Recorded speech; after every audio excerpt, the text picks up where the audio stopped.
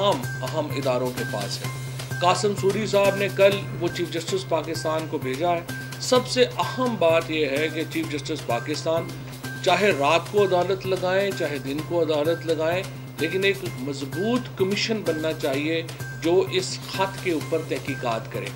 ये तहकीकात होनी चाहिए कि ये ख़त जो जिस तरीके से आया, एक ऑफिशियल लेटर, उसके हैंडलर्स कौन थे, कौन कौन लोग जो थे वो पाकिस्तान में मुलव्वस थे, लंदन में किसकी मुलाकातें हुई। तकरीबन 1275 एकड़ मुरब्बा फॉर्म के ऊपर अमेरिका, मिड वेस्ट अमेरिका में एक पाकिस्तान के बड़े पॉलिटिकल लीडर 9 दिन मुकीम रहे। वहाँ पे उनकी किस किस से मुलाकातें हुई, क्या साजिश कब शुरू हुई, कैसे एग्जीक्यूट हुई और कैसे यहाँ तक मामला पहुँचे। ये एक बहुत अहम है कि ये कमीशन बने और इस कमीशन की जो फैक्ट्स हैं वो अवाम के सामने आए, क्योंकि जिस तरह हमाद ने कहा, अगर हम इस साजिश के पीछे हमारे इदारों ने, ख़ुसूसन सुप्रीम कोर्ट ऑफ पाकिस्तान ने अगर इसकी एक जामे तहकीकात नहीं की, तो मैं ये समझता हूँ ये पाकिस्तान के अवाम के साथ एक बहुत बड़ा धोखा होगा और पाकिस्तान के आइन के साथ एक खिलवाड़ होगा। तो सबसे अहम यह है कि सुप्रीम कोर्ट इसकी तहकीकात जो है वो फौरी तौर के ऊपर शुरू करे और कल से ही इसके ऊपर एक ऐसा कमीशन बनाया जाए। शहबाज शरीफ साहब तो कह रहे हैं कि आप मेरी ही कमेटी में लेके आएँ, यानी बने हैं अहले हवस मुद्दई भी मुनसफ भी, कि मैं ही फैसला करूंगा कि मैं जिस साजिश में शरीक था वो साजिश थी या नहीं थी। आप होते कौन हैं? आप एक डमी प्राइम मिनिस्टर हैं पाकिस्तान के, जो पाकिस्तान के ऊपर जितने दिन मुसल्लत रहेगा पाकिस्तान की सिक्योरिटी ख़तरे में रहेगी। पाकिस्तान की इस वक्त सिक्योरिटी, पाकिस्तान के इस वक्त जो मामलात हैं, बड़ी बदकिस्मती ये है कि वो एक बड़ी आलमी साजिश के नतीजे में इस वक्त एक्सपोज्ड, और हम समझते हैं कि इसको वापस लाना बड़ा ज़रूरी है। मैं यहाँ पाकिस्तान के अवाम को सलाम पेश करना चाहता हूँ जिस तरह से उन्होंने रद्द अमल दिया है, जिस तरीके से कभी पाकिस्तान में कभी हुआ है कि एक ट्वीट के ऊपर इमरान खान ने तो वीडियो पैगाम भी नहीं दिया था, सिर्फ एक ट्वीट के ऊपर पाकिस्तान में करोड़ों लोग हर गांव से, हर ज़िले से, हर तहसील में बाहर निकले और अब इंशाल्लाह हर हफ्ते को पाकिस्तान के अवाम बाहर निकलेंगे और अल्टीमेटली ये मुल्क जो है उसको नए इंतखाबात तक लेके जाना हमारी मंजिल है। आप आज लेके जाएं, आप 100 प्याज और 100 छितर खा के जाना चाहते हैं इलेक्शन की तरफ, आपकी मर्जी है। हम चाह रहे हैं कि आप उसके बगैर ले जाएं। अगर आप नहीं जाएंगे कि पाकिस्तान में मौजूदा हुकूमत को हम चाहें तो हम कल इस्लामाबाद ब्लॉक कर दें। आज इमरान खान की एक कॉल के ऊपर पूरा पाकिस्तान ब्लॉक हो सकता है, लेकिन हम जानबूझकर इस तरफ नहीं जा रहे, हम तसादुम की तरफ नहीं बढ़ना चाह रहे। और अगर हम तसादुम की तरफ बढ़े तो ये जो पाकिस्तान में छोटी छोटी जमातें जो हैं वो तसादुम की तरफ गई हैं, तो उन्होंने मसला खड़ा कर दिया। आप इतनी बड़ी तहरीक को, इतनी बड़ी मूवमेंट को तसादुम की तरफ नहीं लेके जाएं और इलेक्शंस की तरफ जो है वो आपका बढ़ना ज़रूरी है। और मैं ये समझता हूँ कि नून लीग के अंदर भी, पीपल्स पार्टी के अंदर भी एक ऐसा सेन एलिमेंट मौजूद है जो ये समझता है कि मौजूदा हुकूमत, जिस तरह अभी आपके सामने हमाद ने रखा है, इस हुकूमत में तो कोई वज़ीर बनने को तैयार नहीं है। हर आदमी जान छुड़ा रहा है कि ये कौन जो है वो मैं यहाँ पे 3 हफ्तों के लिए वज़ीर बन जाऊँगा, सारा बेइज्जत हो जाऊँगा। आपका कोई पार्टी इस वक्त हुकूमत में शामिल होने को तैयार नहीं है और अगर होगी वो भी बेइज्जत होगी। लिहाजा इम्पॉर्टेंट ये है, मरियम नवाज़ तो आज कह रही हैं कि सर्वे है कि इमरान खान के जाने के ऊपर लोग बहुत खुश हैं। अगर लोग खुश हैं तो फिर आपको फ़ौरन इलेक्शन कराने चाहिए। आप अगर घोड़ा भी हाजिर है, मैदान भी हाजिर है, आप इलेक्शन कराएं, आपको लग पता जाएगा। सो पहली बात। और तीसरी इम्पॉर्टेंट बात, तमाम PTI के अरकान ने असम्बली में खड़े होकर इस्तीफ़े दिए हैं, तहरीरी इस्तीफ़े स्पीकर के पास पहुँच गए हैं। और अब असम्बली का जो स्टाफ है या जो बाकी लोग हैं उन्हें चाहिए फौरी तौर के ऊपर उसकी जो नोटिफिकेशन है वो इलेक्शन कमीशन में भेजें। वो क्यों रख के बैठे हुए हैं? और अगर आप इस तरह से समझते हैं कि इस्तीफे डिले करके कोई ये क्राइसिस ख़त्म हो जाएगा, क्राइसिस ख़त्म नहीं होगा, ये बहरान बढ़ेगा।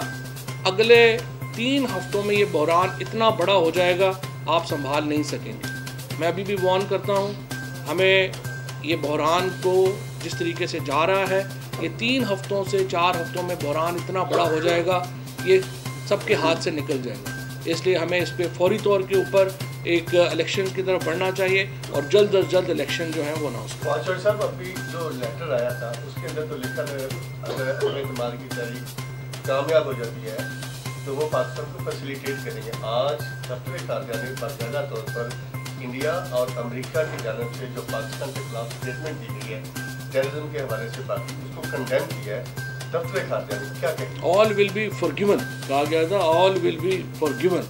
अगर जो नया सेटअप आता है तो ऑल विल बी फॉरगिवन।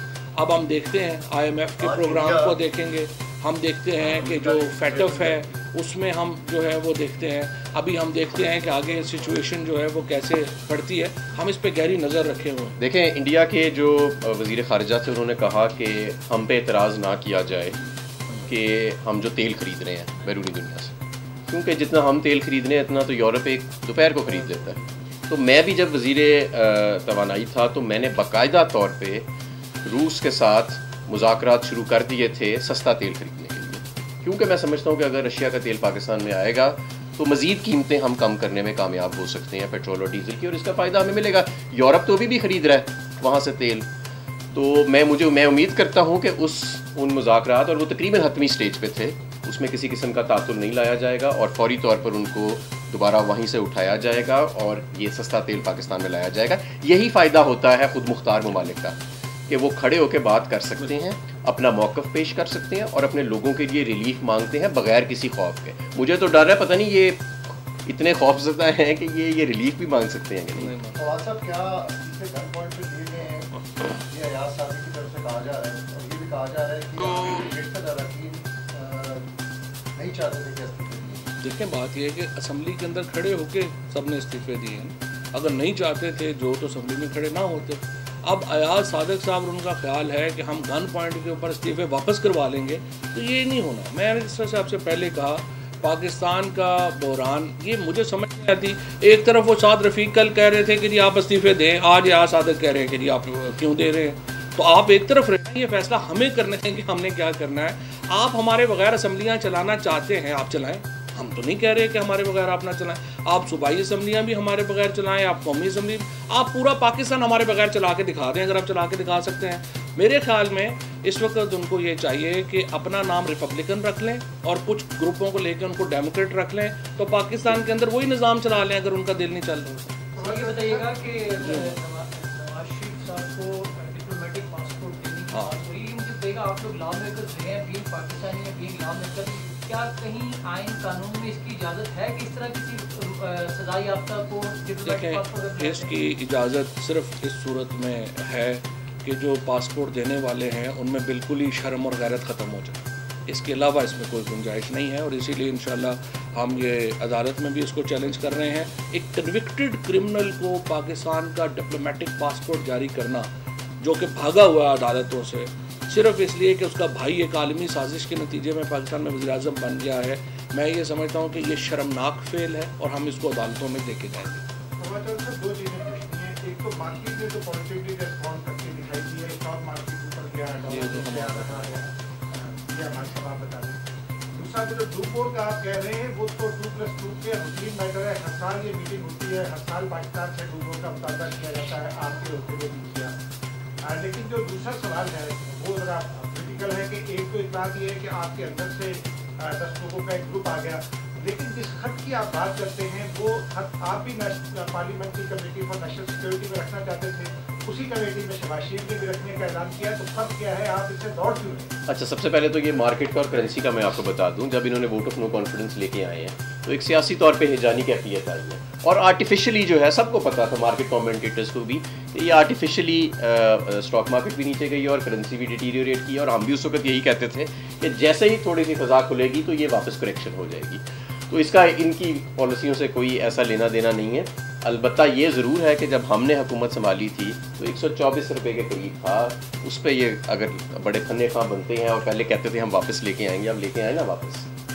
और दूसरा जो आपने ख़त की बात की, देखें बात यह है कि सिक्योरिटी कमेटी में तो वो पहले ही पेश हो चुका है।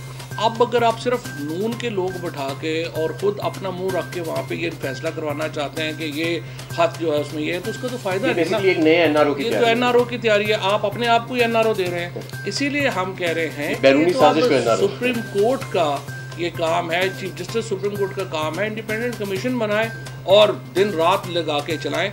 और मैं दूसरी तरफ सुप्रीम कोर्ट से ये भी कहूँगा कि जो हमारा ये जो वाक़या हुआ है, जिस तरह से यहाँ पे इस्लामाबाद में और बाकी लोगों में बड़ी रिजेंटमेंट है इन लोटों के ख़िलाफ़, बेज़मीर लोगों के ख़िलाफ़, इनका ज़रूरी ये है कि आप इनके केस का भी फ़ैसला उसी सूरत और तेज़ी से हो जिस तरह से स्पीकर की रूलिंग का फ़ैसला हुआ है, और डे टू डे ये चलना चाहिए, किसी नतीजे पे पहुंचना चाहिए।